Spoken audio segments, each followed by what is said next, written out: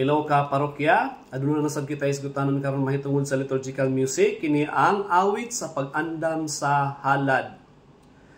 Gibawalan ta sa GIRM number 95 nga mogamit sa word nga offertory para sa kani nga part sa misa. Kay ang offering lang gyud ana is katong offering ni Jesus para sa Amahan, dili ang kanang inikains nga inyong gihalad. Timan ninyo na ha? Unsa may buhaton na to ani, unsa may pwede makanta? Ang pwede makanta ani is una, pwede ra jud kaayo nga non-Eucharistic song, no? Dili kinahanglan ma-mention ang bread and wine ani nga part, no? Pwede ni siya og awit sa pagdaig or pwede ni siya instrumental music lang, no?